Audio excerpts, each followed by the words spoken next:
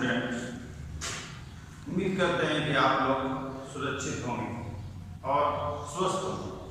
आइए आज आपको ई लॉकडाउन में एक नए वीडियो गणित क्लास 8 और टॉपिक आज का मेरा रहेगा महत्तम समापवर्तक, जो अध्याय 3 में है। महत्तम समापवर्तक, इसका इंग्लिश वर्ड होता है हाईएस्ट कॉमन फैक्टर, यानी हम लोग शॉर्ट में बोलते हैं HCF। इसको जानने से पहले कुछ संख्या के बारे में हम लोग ज्ञान प्राप्त कर लेंगे, पूर्व ज्ञान प्राप्त कर लेंगे। जैसे आप उस संख्या के बारे में पहले से अवगत होंगे जिनको अभाज्य संख्या कहते हैं।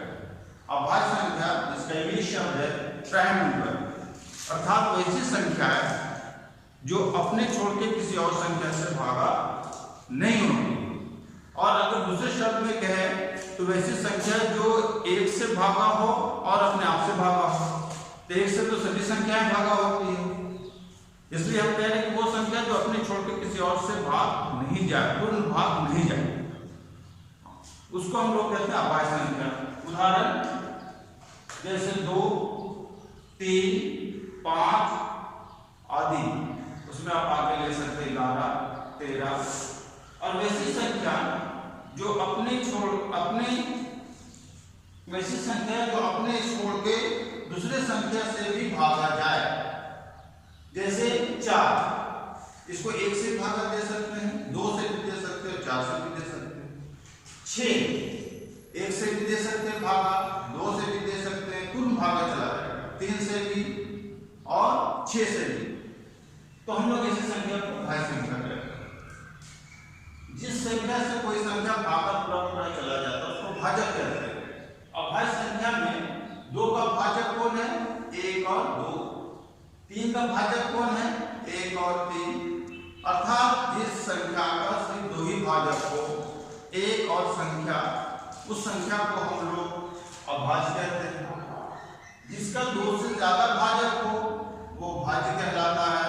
जैसे 4 का बताया, 1, 2 और 4, तो 2 से ज्यादा भाजक हो गया, 3 हो गया। 6 में आइए, 1 से भागा जाएगा, 2 से पूरा जाएगा, 3 से जाएगा, 6 से जाएगा, तो इसका कितना हो गया? 4। ये भी भाज्य संख्या होती है क्योंकि 2 से अधिक है। और एक संख्या ऐसी है, 1 जो है संख्या 1, ये अपने छोड़ के किसी और से भागा नहीं जाती है, अर्थात इसका भाजक 1 ही है अपने आप। इसलिए हम 1 को ना अभाज्य संख्या बोलते हैं ना भाज्य संख्या बोलते हैं, दोनों की किसी श्रेणी में नहीं आती। जब हम लोग अभाज्य संख्या को जोड़ा में लेते हैं और 2 अभाज्य संख्या को लेते हैं हम लोग और दोनों के बीच में भाजक निकालते हैं तो 1 निकलता है, अर्थात दोनों एक ही से भागा होगा। तो वैसी संख्या को हम लोग आगे भी पढ़ेंगे, जिसको हम लोग बोलते हैं को-प्राइम नंबर। देखिए ये जो हम लोग HCF इंग्लिश में बोलते हैं, उसका एक दूसरा भी एक होता है GCD। दोनों एक ही चीज है।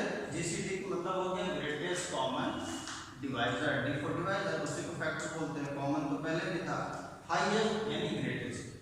आइए देखिए एक तो कुछ विधि है, इससे भी हम लोग थोड़ा सा HCF को समझने का कोशिश करें। जैसे मान लीजिए आपको प्रश्न दिया गया कि 10 और 6 का HCF निकालिए।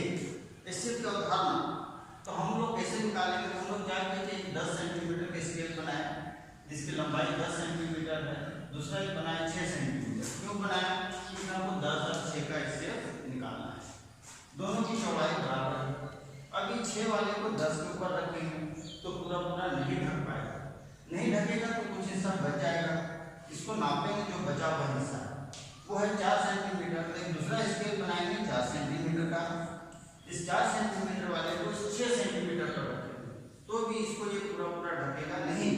तो हम लोग क्या करेंगे कि अब जितना हिस्सा बचा है उतना बड़ा फिर एक और स्केल बनाएंगे। 2 सेंटीमीटर बच रहा, जो बचा उसका 2 सेंटीमीटर का स्केल बनाया। अब जब 2 सेंटीमीटर का बना, इसको हम जब 4 के ऊपर रखते हैं, देखते हैं 2 बार में पूरा ढक जाता है। जब इस 2 को 6 पर रखते हैं तो हम लोग देखते हैं 3 बार में 6 पूरा ढक गया। और 10 5 बार में, अर्थात 2 जो है ये 4 को भागा दे पा रहा है, 6 को दे पा रहा है 10 को। अब मेरा प्रश्न था कि 6 और 10 का महत्तम समापवर्तक। इस अवधारणा से हम बता सकते हैं कि 6 और 10 का महत्तम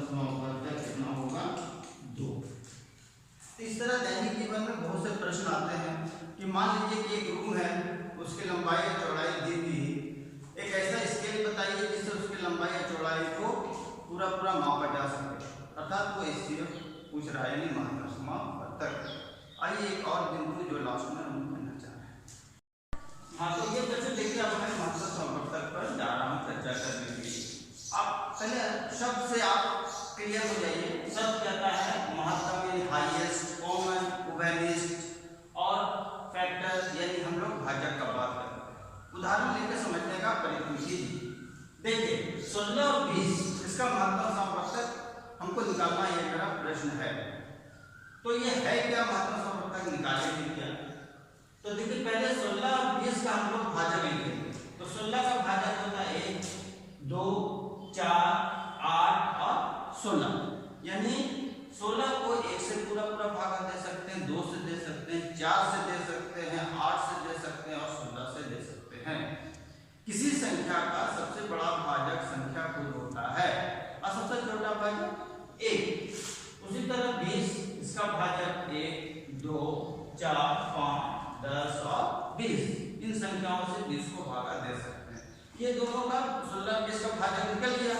तो पहला तो मेरा ये फैक्टर निकाल लिया हम लोग, पहला चीज पर आप ध्यान दीजिए, फैक्टर निकल गया। तीसरा 16 20 मेरा प्रश्न था। अब आइए फैक्टर के पहले क्या लिखा, कॉमन, उभयनिष्ठ, जो दोनों में उपस्थित हो। तो इसमें देखिए कौन कौन सा भाजक है जो 16 में भी आ रहा है, 20 में भी आ रहा है। तो उसमें हमको दिखाई दे रहा है 1, 2 और 4। तो हम यहाँ लिखे कि उभयनिष्ठ भाजक अर्थात कॉमन फैक्टर कौन कौन निकला, 1, 2, 4। अब उसमें देखना है, ये दो शब्द मिल गया हमको, फैक्टर मिल गया, कॉमन फैक्टर मिल गया। अब इस कॉमन फैक्टर में सबसे बड़ा कौन है? इस कॉमन फैक्टर में सबसे बड़ा कौन दिख रहा है? 1, 2, 3, 4 में सबसे बड़ा 4, अर्थात हाईएस्ट कॉमन फैक्टर क्या होगा इसका? 4। यानी महत्तम समापवर्तक 16 और 20 का कितना होगा? 4। ये एक कॉन्सेप्ट है समझने की, अवधारणा। आइए हम आगे इसके विधि पर चर्चा करते हैं। आइए हम लोग जो है महत्तम समापवर्तक निकालने के गणितीय विधि को जानने का प्रयत्न करते हैं। एक विधि है जिसको हम लोग कहते हैं अभाज्य गुणनखंड विधि, प्राइम फैक्टराइजेशन मेथड प्रोसेस। जैसे मान लीजिए दो संख्याएं दी गई है 24 और 42 और इसको अभाज्य गुणनखंड विधि द्वारा इसका महत्तम समापवर्तक निकालना है। अभाज्य संख्या के बारे में पहले ज्ञान हो गया। अभाज्य तो हमको 24 का अभाज्य गुणनखंड कौन कौन होगा? तो हम लोग क्या करेंगे, ये लिखेंगे 24 एक सम संख्या है। तो हम लोग इसको पहले 2 से भागा देंगे, 12, फिर 2 से देंगे 6, फिर 2 से देंगे 3, अब ये भागा नहीं करेगा। तो हम लोग 24 को अभाज्य गुणनखंड के रूप में कैसे लिखेंगे? 2 × 2 × 2 × 3, 2 × 2 × 2 × 3। अब हम लोग आते हैं किस पर? 42 पर। तो 42 का गुणनखंड करेंगे अभाज्य गुणनखंड, फिर 2 से देंगे 21, फिर 3 से देंगे 7। तो 42 का मेरा आ गया 2 × 3 और 7, ये अभाज्य गुणनखंड हो गया। अब देखिए इन दोनों में कौन सा ऐसी अभाज्य संख्याएं है जो 24 में भी है और 42 में भी है? तो हम लोग देखते हैं यहाँ पर एक मिलता है ये और एक मिल रहा है ये। यहाँ पर तो हम लोग लिखेंगे महत्तम समापवर्तक। जो मिल रहा है 2 मिला और कौन मिला 3 और बाकी कोई नहीं मिल रहा है, तो 2 दिया 6, अर्थात 24 और 42 का महत्तम समापवर्तक 6 है। ये विधि हुआ गुणनखंड विधि। हम दूसरी विधि के बारे में बात करेंगे। दूसरे विधि को बोला जाता है विभाजन विधि, यानी डिवीजन मेथड, महत्तम समापवर्तक निकालने। जैसे मान लीजिए 75 और 155 का महत्तम समापवर्तक निकालना है। तो हम लोग क्या करेंगे, दोनों में छोटी संख्या कौन है 75, बड़ी संख्या कौन है 155। तो 155 को 75 से भागा देंगे। तो 155 भागा 75, पूरा भागा नहीं जा रहा, 2 बार में दिया 150 घटा इसमें क्या होता है कि ये जो पहला भाग में जो शेष बचता है उससे हम लोग ये जो भाजक है उसको भाग कर देते हैं, यानी ये जो शेष बचा 5, अब इसको भाजक में यहाँ लिखेंगे 75, तो फिर 75 को हम लोग इस 5 से भाग करेंगे, तो देखते हैं कि 15-12 में पूरा भाग चला जाता है। अब शेष कुछ भी नहीं बचा, तो किससे भागा देने पर शेष खत्म हुआ? 5 से देने पर, अर्थात 75 और 155 का महत्तम समवर्तक क्या हुआ? 5। तो ये हो गई एक विधि जिसको हम लोग बोलते हैं विभाजन विधि। आप इसमें 2, 3, 4 संख्या पर भी निकाल सकते हैं दोनों विधि के द्वारा।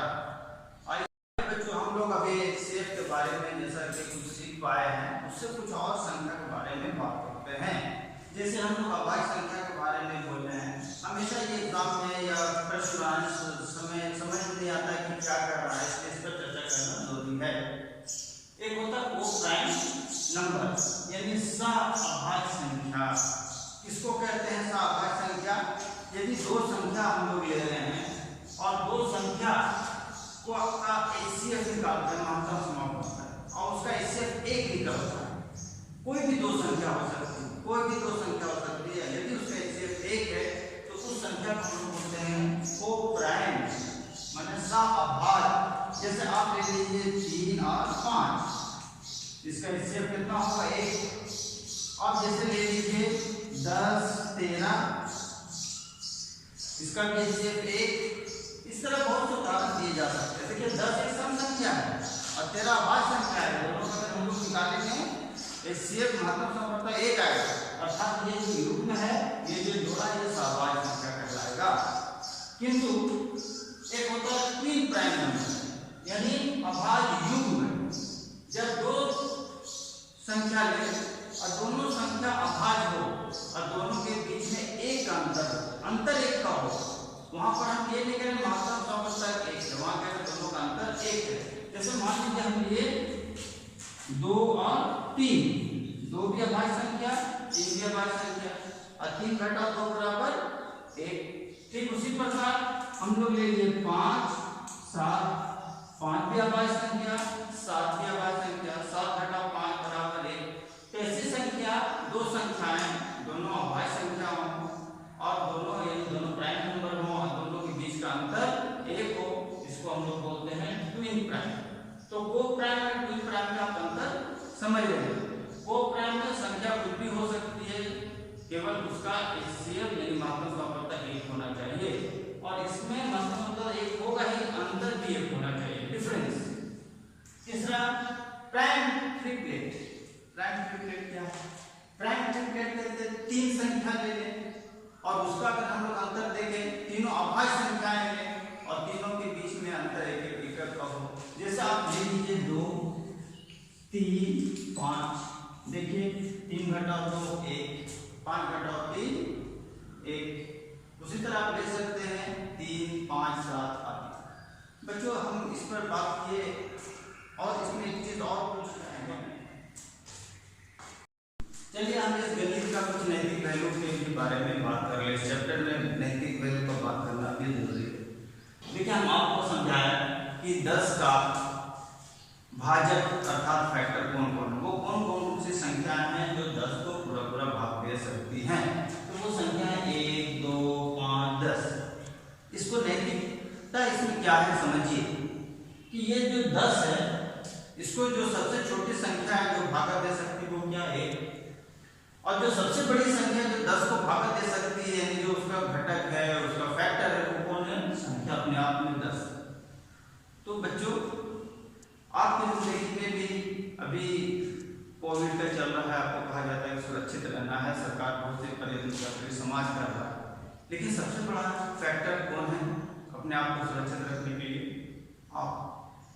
क्योंकि किसी भी संख्या का फैक्टर सबसे पहले संख्या ही होती है, बाकी जो भी फैक्टर जो आपके पीछे काम कर रहे हैं वो आपसे छूटी। उसी तरह इस ऑनलाइन में पढ़ाई करना है, कोविड घर में रह के पढ़ना है, बहुत सारे फैक्टर होंगे, लेकिन पढ़ना क्यों आपको सबसे बड़ा फैक्टर है। अर्थात अगर आप ये सोच लें कि हमको पढ़ना है तो पढ़ाई के रास्ते भी बहुत से निकल जाएंगे, सुरक्षित भी रहेंगे। उम्मीद करते हैं कि आज आपको वीडियो अच्छा लगा होगा, और यदि वीडियो अच्छा लगा हो तो इसको सब्सक्राइब कीजिए ताकि हम और आगे कोई वीडियो बना सकें। Thank you.